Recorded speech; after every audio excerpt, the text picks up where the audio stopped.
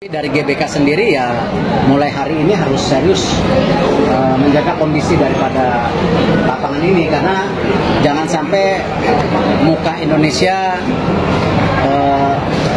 dilihat tidak baik di dunia, karena ini pertandingan yang disiarkan di dunia, karena ini kualifikasi Piala Dunia.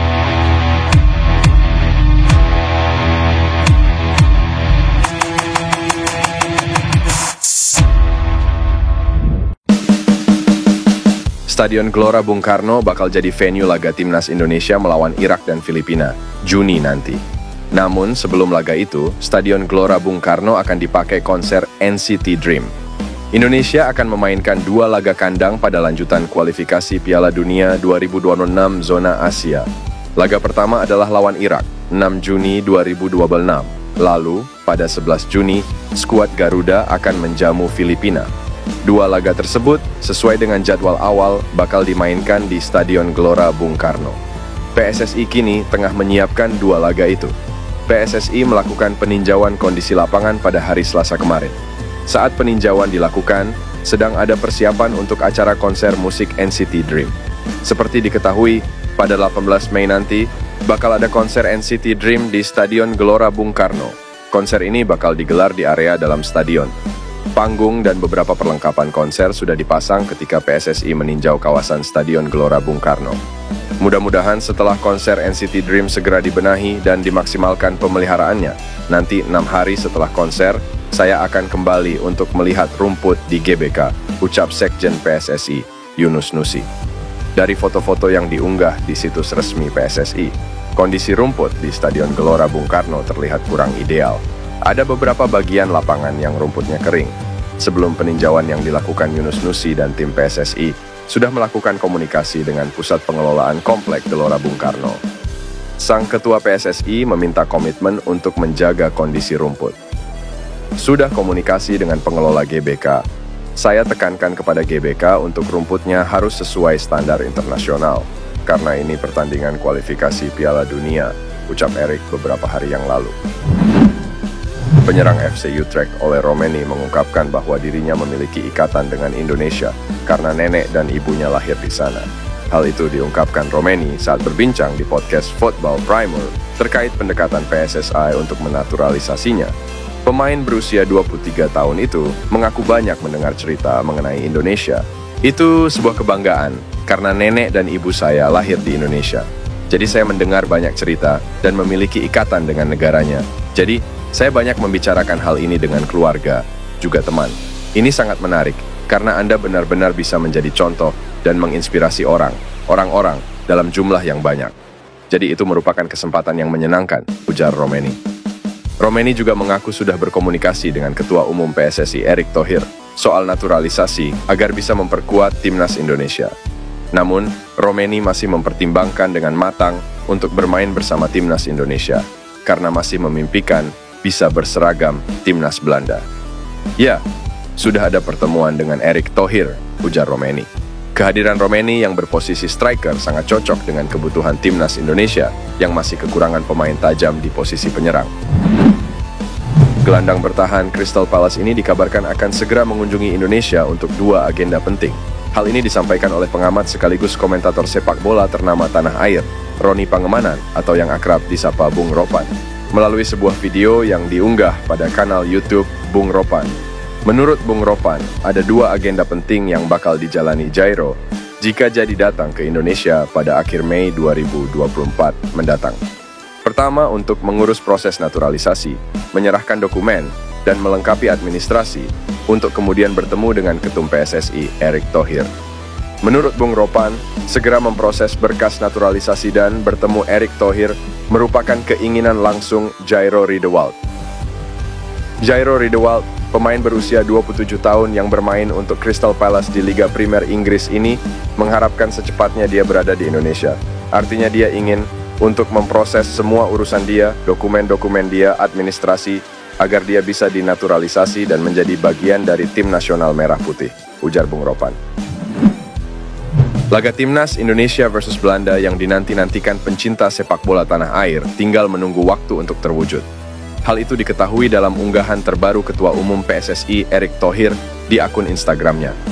Erick Thohir menyampaikan kabar bahagia, yakni adanya kerjasama antara PSSI dengan KNVB. Beragam proyek akan mereka jalankan kerjasama, termasuk pengembangan sepak bola usia muda. Bertemu Sekjen Federasi Sepak Bola Belanda atau KNVB, Gijs de Jong. Kami berdiskusi tentang rencana kerja sama beberapa program antara PSSI dan KNVB, tulis Erick Thohir di akun Instagramnya. Pertama, PSSI dan KNVB ingin membuat program pembinaan untuk grassroots sepak bola Indonesia. Kami sepakat mengagendakan kedatangan timnas Belanda, mulai dari senior, junior, hingga timnas perempuan yang akan datang secara bergantian di setiap tahun, serta membuat program yang bisa meningkatkan kualitas liga dari segi manajemen. Lanjut mantan Presiden Inter Milan ini. Bertemunya timnas Indonesia dan Belanda praktis dinantikan pencinta sepak bola tanah air. Sebab PSSI sedang gencar-gencarnya menaturalisasi pesepak bola asal Belanda yang memiliki darah Indonesia. Saat ini, PSSI sedang memproses Jens Raven dan Calvin Verdonk. Kabarnya, sejumlah pemain asal Belanda akan menyusul menjadi warga negara Indonesia seperti Jairo Riedewald hingga Mees Hilgers. Lantas, kapan laga timnas Indonesia versus Belanda bakal digelar? Untuk tahun ini, agenda timnas Indonesia terhitung padat. Timnas Belanda akan jadi lawan timnas Indonesia di laga uji coba. Di 4 FIFA Matchday tersisa tahun ini, timnas Indonesia akan tampil di lanjutan kualifikasi Piala Dunia 2026 zona Asia. Karena itu, paling cepat laga timnas Indonesia versus Belanda digelar pada September 2025. Bukan tak mungkin, duel timnas Indonesia versus Belanda justru terjadi di Piala Dunia 2026.